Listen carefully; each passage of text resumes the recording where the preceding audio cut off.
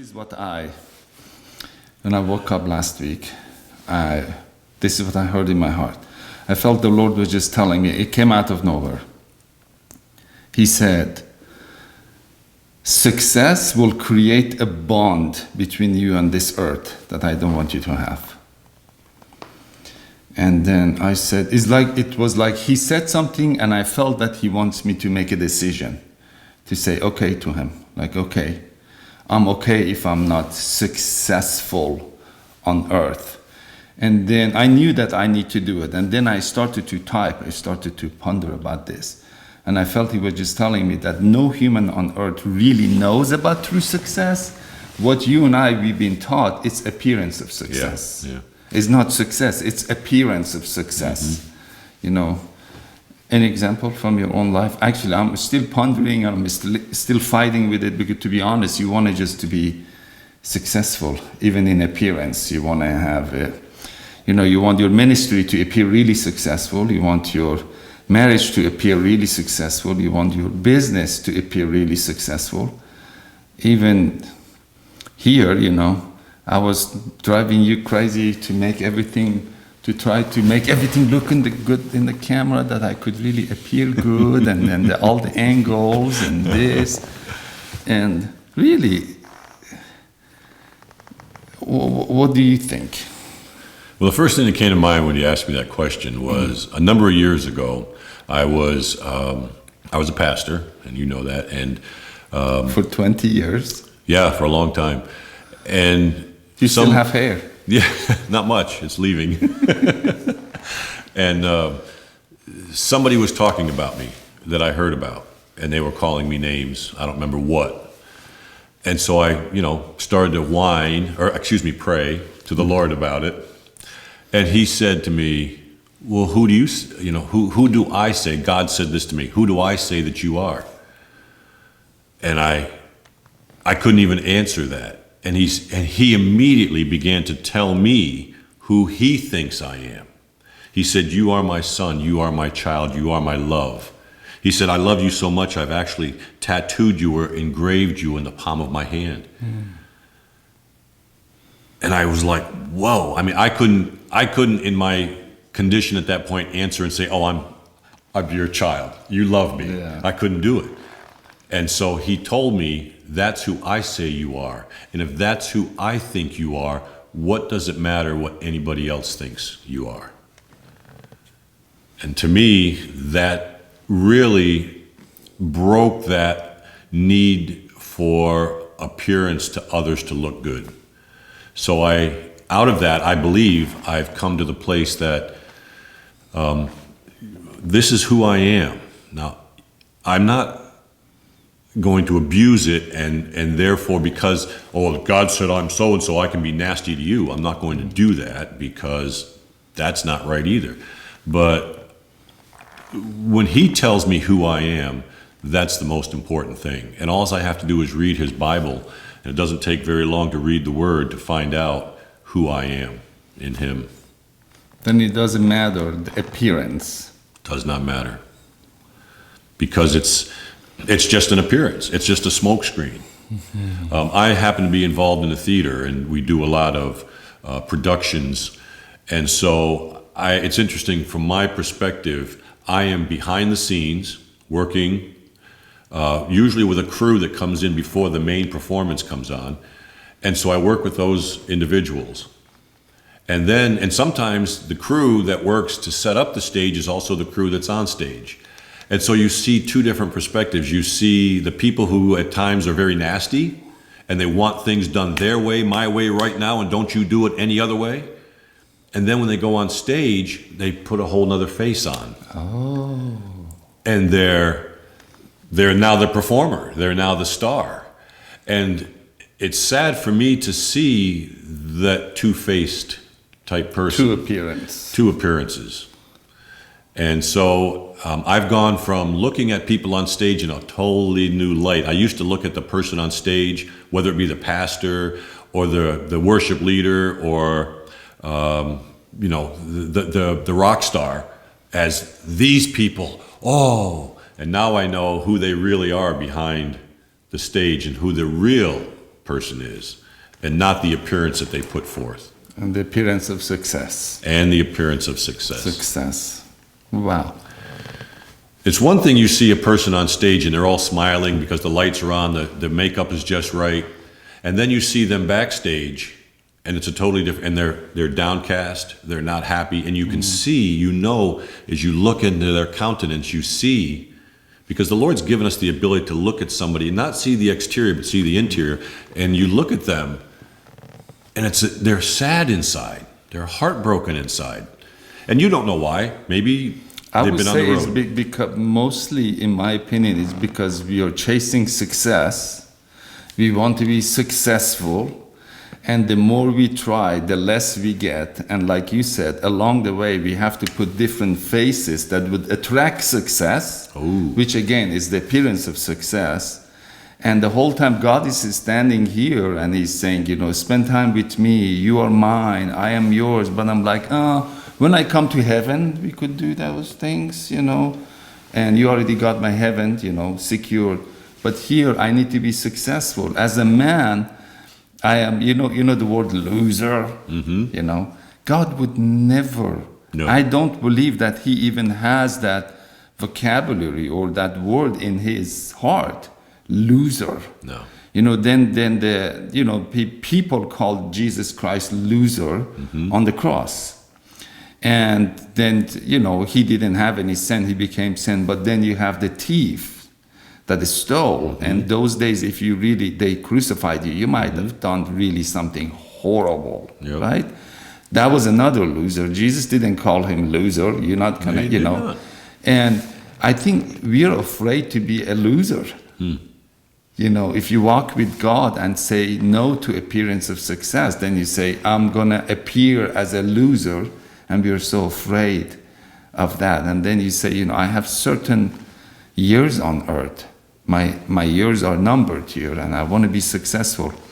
And I think because of all those things, when I woke up, the Lord was just like, success will create a bond between you and this planet, the earth, that I don't want you to have that bond. You know, there are certain bonds that you have with your wife. I have that with my wife. I can't have that bond with someone else. You know, it's like there is a bond that the Lord wants us to have with Him. And to me, appearance of success comes to take away that bond that we have with the Lord Himself.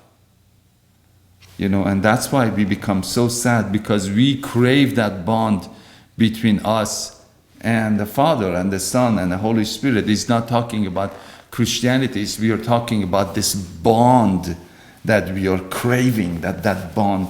That's what Jesus said, abide in me and I in you. I remember, you know, the way I saw it, the way I heard from you, the Lord always blessed your business. The Lord always allowed you to make money. And you gave too. And you went through this period of time that He said, sell your business. You're like, but I watched you when He told you. And you didn't have that bond. You know, I'm not encouraging anybody to do it, you know, unless the Lord tells you. But you did not have that bond. Or maybe you did it, but you still did it. Maybe you did have the bond, but you still listened to the Lord. And you said, okay. And He said, liquidate everything and give everything away. And you did it. And now He's getting your bond with Him even deeper. Amen. You know? But then in the eyes of the world, what do you do for a living? Oh, I work as a contractor here and there. You know, now with coronavirus, I don't even know if I have work. Loser. I'm just saying, you know?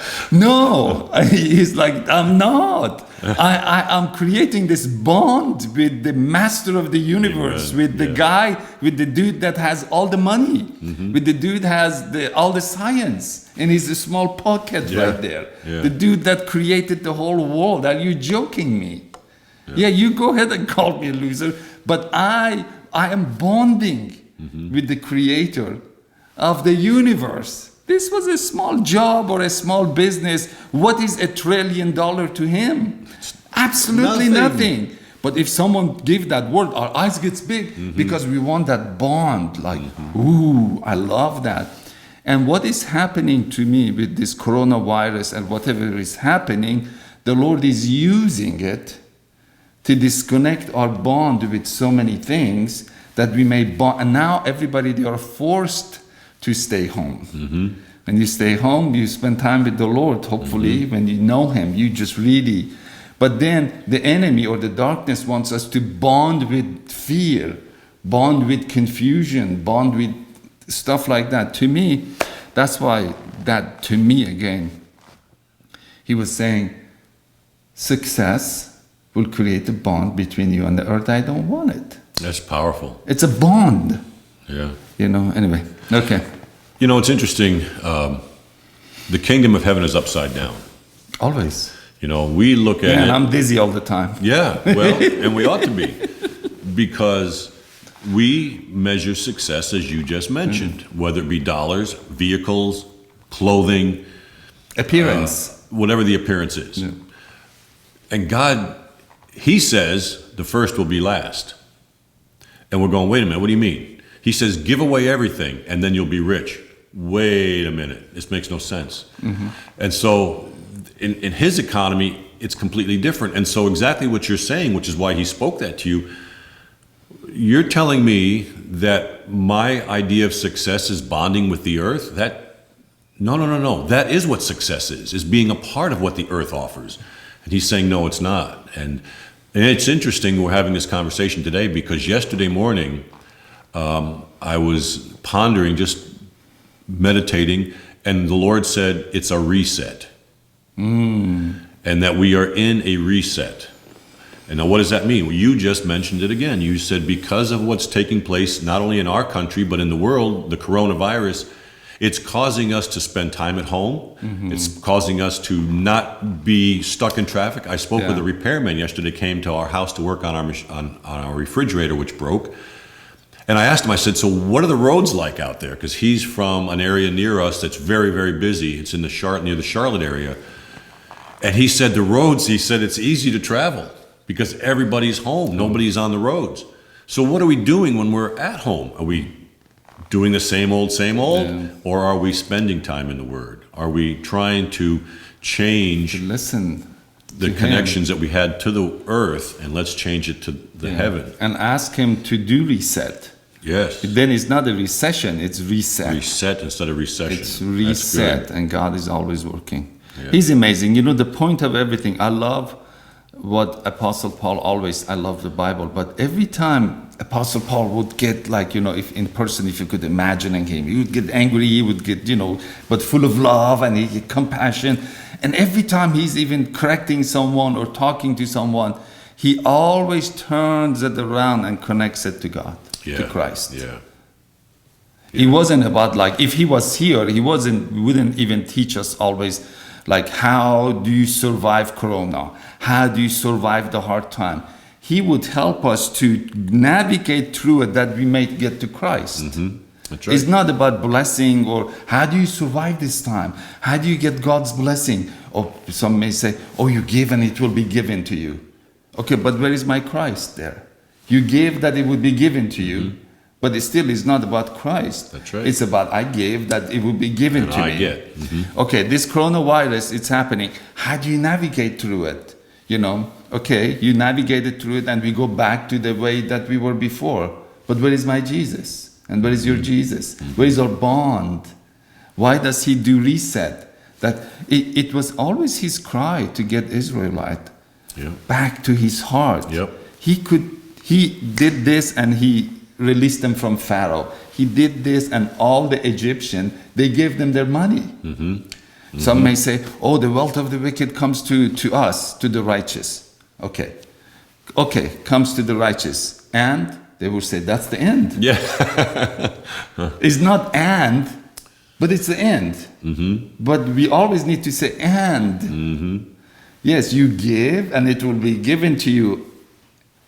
People, we may say and. The end, no. And you would get closer to God. Then you would just praise Him for how generous He is. Then you will start to have a bond with the dude that always cried out, I want to have a bond with you guys. Yeah. I'm in love. I love you guys. But we I'm not saying you, we give ourselves to success, appearance We of do. success, to blessing, to this and to that. Solomon had it. You know, thank God here in US you can't have 2 wives. The dude had how many? Oh, yeah. I don't know, 5, 6, 7. 100. You know, 100. and it wasn't just anybody. It was the best of the best Yes. and the best of the best, right? And then he had wisdom from God. And at the end of his life, he said, "Oh man," he was so depressed, and he said, "It's all vanity. It's Yeah. vanity and vanity," because he thought that was the end. Yes. You watch a movie, it has an end. But with God, it never has an end. It always and, A-N-D, and you say and until you get to the dude. And you say, okay, I got you, Yep. and you got me. Yep. And same thing, World War I came and left, and 2 came and left. God forbid we will never see the 3rd one. But calamity came, but then blessing came. And it wasn't the end. It's and it's the person of God. And in our history now, we're going to be going 1990s, 2000, 2020 coronavirus. And for some, they're going to think this is the end. I read something interesting yesterday. Corona means crown. And which crown are you going to take? Are you going to take the earth's crown?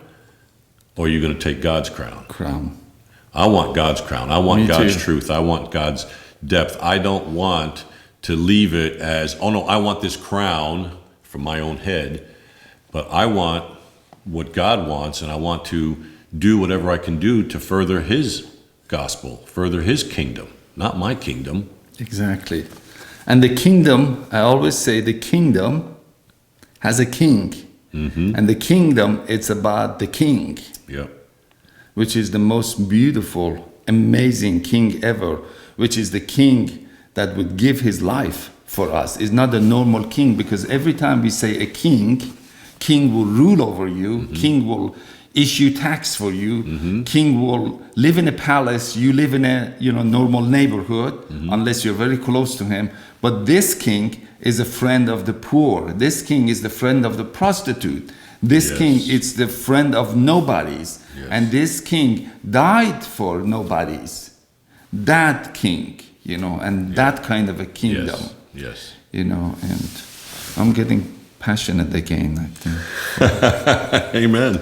Maybe that it makes me happens successful, and people would watch more of my YouTube video. When we talk- then I will be so successful, Jim. when we talk about the king. It changes everything. Yeah. It gets us excited. It gets us motivated. Yeah. But if nobody ever watches your YouTube video, it doesn't matter. Because you're the most important person to him, next to me. But Next year, yeah. And to you guys. But good. Let's just keep these conversations going. I love it. Okay. Until next time. until next time.